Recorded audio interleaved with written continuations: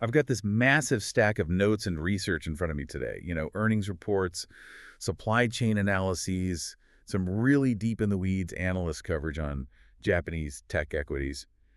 And they all point to this scenario that honestly seems to break the fundamental laws of financial gravity. It really does. I mean, usually when a company reports that their quarterly sales just fell off a cliff, you expect the stock chart to look like a steep red waterfall. Right, exactly. You'd assume basic cause and effect holds up.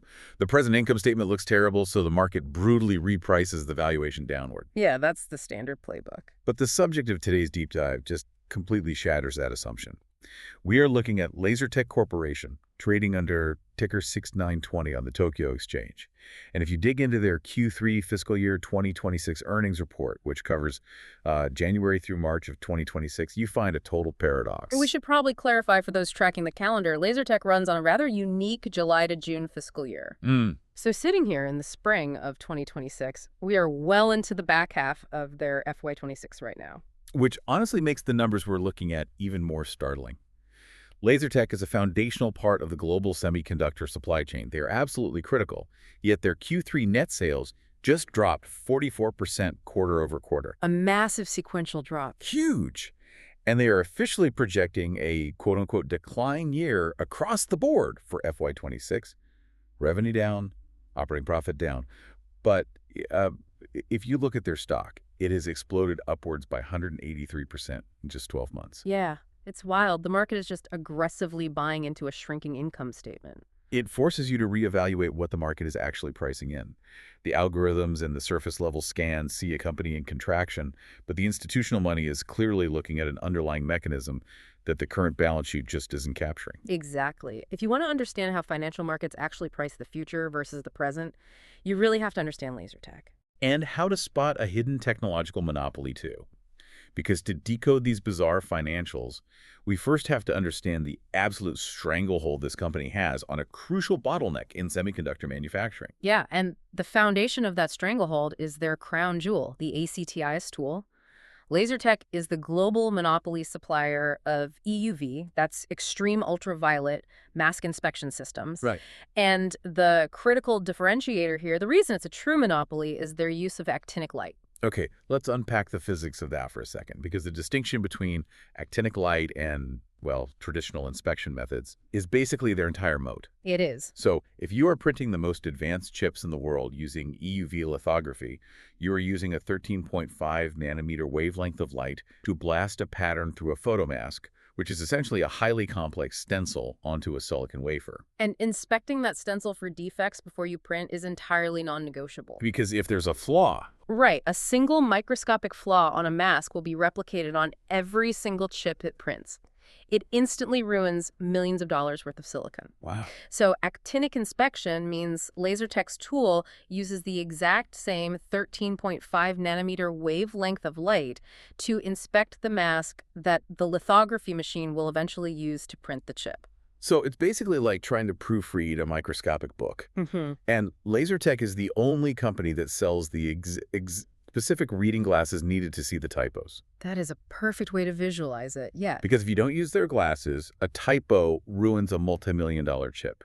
Like, if you're inspecting a mask meant to reflect 13.5 nanometer EUV light, using a traditional E-beam technology is like trying to find a microscopic scratch on a mirror using a flashlight that casts the completely wrong shadow. Exactly. The E-beam interacts with the material differently, so you'll just miss the specific production pattern defects that the actual EUV laser would hit. The light signature has to match the production environment perfectly. But don't they have competitors? Like, what about KLA? Well, KLA still relies on E-beam technology for mask inspection, which, as you just said, simply isn't equivalent for these specific EUV defect types. Oh, interesting. And another major player, Carl Zeiss SMT, they provide the optics for the lithography tools, but they don't do the inspection itself. So Lasertec stands entirely alone in shining that exact 13.5 nanometer light to see precisely what the chip-making machine will see. And the customer list really reflects that reality. You look at their client base, and it is just a dominant who's who of global technology.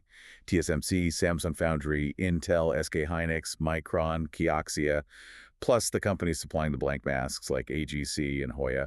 Basically, every single advanced node fab on the planet relies on this tool to function. They aren't just a vendor. I mean, they are deeply embedded. Right. Intel just gave Lasertec their Epic Supplier Award for the 6th consecutive year, and they won the AGC President's Award in March of 2026. Yeah, and these companies are hyper-protective of their supply chains. They are essentially telling the market that Lasertec is an irreplaceable partner. But holding an irreplaceable monopoly over the world's most complex manufacturing process naturally creates some massive distortions on the income statement, right? Oh, absolutely. Let's dig into those distortions. Yeah. Because if everyone desperately needs these tools, a 44% sequential drop in net sales down to 41.3 billion yen seems completely counterintuitive. It does. Not to mention the full-year guidance expecting a 12.5% revenue decline and an 18.6% drop in operating profit. Yeah. How does an irreplaceable company crater its own revenue? Well, it comes down to the mechanics of what we call lumpy revenue. We really have to separate Lasertec from the software as a service models the market is so used to. Right, they aren't selling subscriptions. Exactly. They are building highly complex physical behemoths that cost tens of millions of dollars apiece, requiring 12 to 18-month lead times to assemble. And crucially, revenue recognition doesn't happen when they ship the parts or hit a production milestone. It only happens when the tool is fully installed and the customer formally accepts it.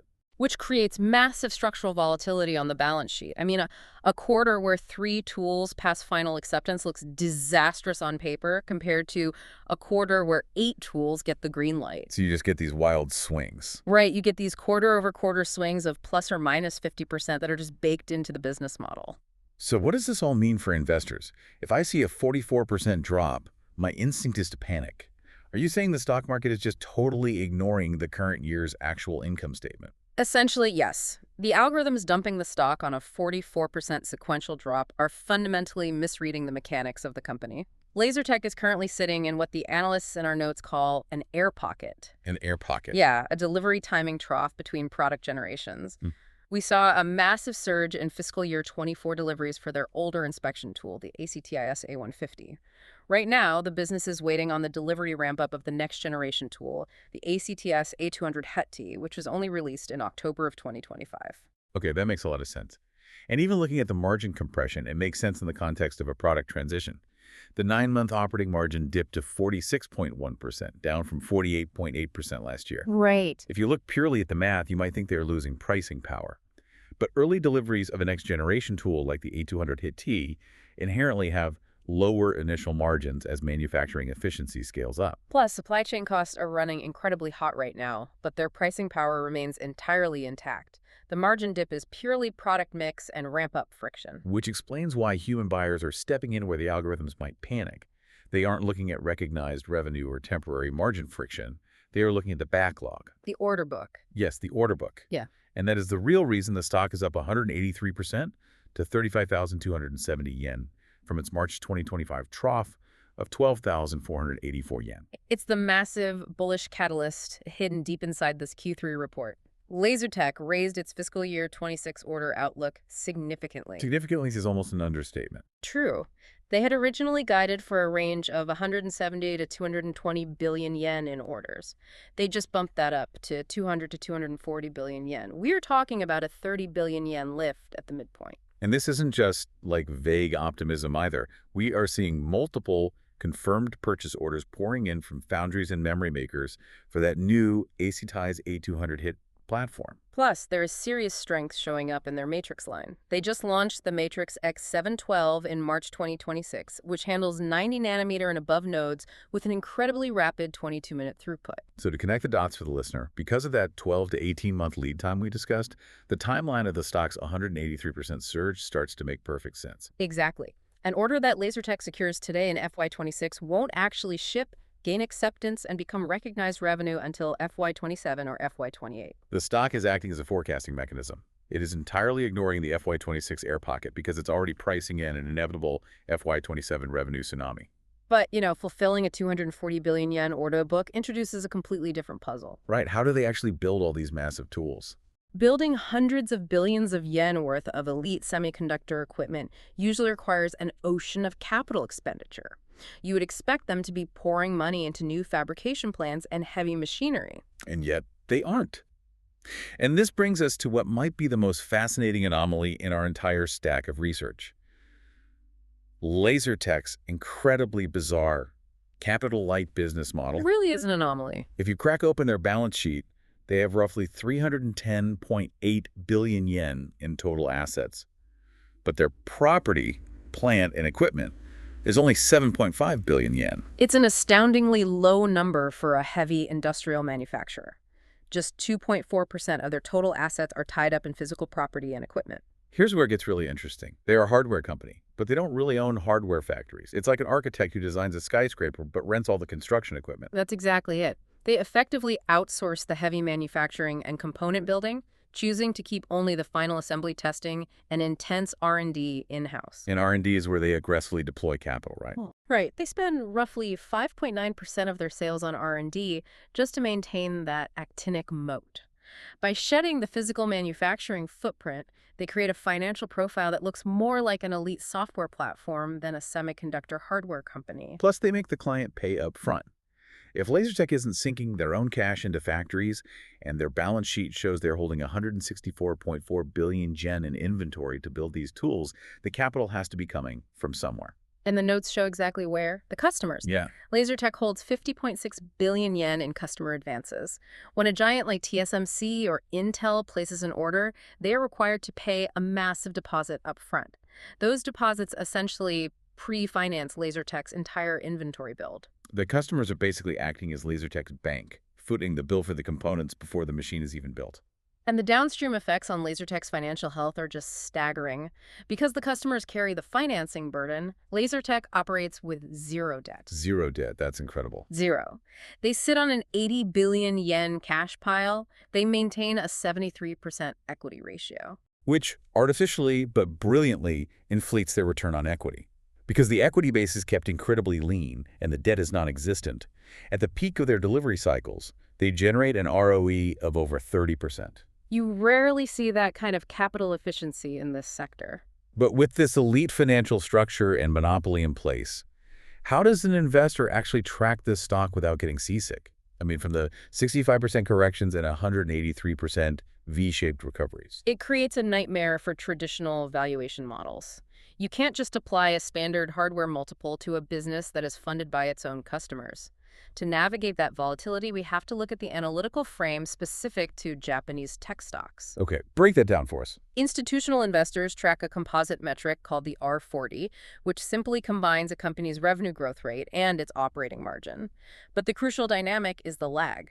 The stock multiple always moves 3 to 4 quarters ahead of the actual R40 fundamentals. Because Lasertec's revenue is so lumpy, relying on a standard price-to-earnings ratio is useless. Totally useless. Over the last 5 years, their trailing PE has swung wildly, from a reasonable 16x all the way up to an absurd 148x. The multiple explodes up to 148x because the denominator of the earnings temporarily collapses during those air pocket quarters, even though the order book is actually accelerating. Exactly. So if the PE ratio is too noisy, investors have to rely on the forward price-to-book ratio, the PB, as the cleanest gauge of where we are in the cycle. Currently, Lasertec is trading at an extreme 13x forward PB. Wow. To give you some historical context on how stretched that is, they troughed at just 6.3x back in Q3 of FY25. Historically, their PB swings between 6.3x and 51.3x, which is the widest valuation spread of any company in this Japanese tech basket. But wait, 13x price to book. If their book value is mostly just cash and inventory since they don't own factories, what is that 13x multiple actually buying? That's the insight right there. The multiple is pricing the franchise. They are buying the absolute certainty of that FY27 ramp and the actinic monopoly moat. I see. Operating margins and zero debt tell you where the company's baseline is today. But a 13x multiple tells you the market believes tomorrow's growth is practically guaranteed.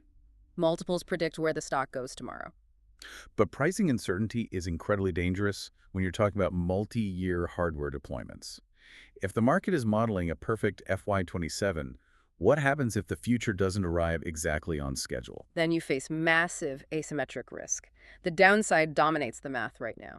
If order momentum stalls and the valuation simply reverts to a mid-cycle 25x PE, the projections imply the stock could crash down to roughly 20,000 yen. which is a 47% drop from current levels. Exactly. Compare that to the bull case. If everything executes flawlessly and it hits 45,000 yen, you are only looking at an 18% upside from here.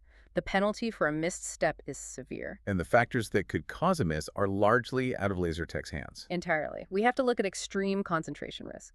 The top 6 to 8 customers make up roughly 85% of Lasertec's entire revenue. So if just one of those giants adjusts their timeline, say Intel decides to slow down its 18A capacity additions by just a few quarters, that perfectly modeled FY27 order book collapses instantly. And beyond customer concentration, the geopolitical concentration is even more precarious. Breaking down their geographic revenue mix, 23% goes to Taiwan and 28% goes to Korea, with the U.S. sitting at 17%. So they have a monopoly, but their fate is entirely tied to a handful of customers located in some of the most geopolitically sensitive regions on Earth. Yeah. Any disruption in the Taiwan Strait, any flare-up on the Korean Peninsula, or even sudden shifts in U.S. trade policies regarding semiconductor equipment instantly impacts the delivery and acceptance of these tools. They are the king of the castle, but the castle is built directly on a geopolitical fault line. It perfectly captures the high-wire act of holding this stock at a cycle peak. You have a brilliant company executing its strategic model flawlessly, but it is deeply exposed to macro forces completely outside of its control. Which is why Lasertec serves as such a masterclass in how markets process complex information. You have this impenetrable monopoly in 13.5 nanometer actinic inspection. You have this bizarre capital-light business model funded almost entirely by the customers themselves. And you have a stock that requires you to completely ignore today's terrible revenue drop, tune out the algorithmic panic, and focus entirely on tomorrow's booming order book. It redefines what it means to be a fundamentally sound company.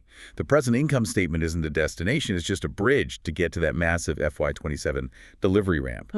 But I want to leave you, the listener, with one final thought to mull over something that stretches beyond just the financial engineering we've covered today. What's that? Well, Lasertec achieved this incredible financial efficiency by outsourcing almost everything physical. They protected their intellectual property, kept the R&D in-house, and shed the heavy factory footprint, forcing the rest of the supply chain to carry the capital burden.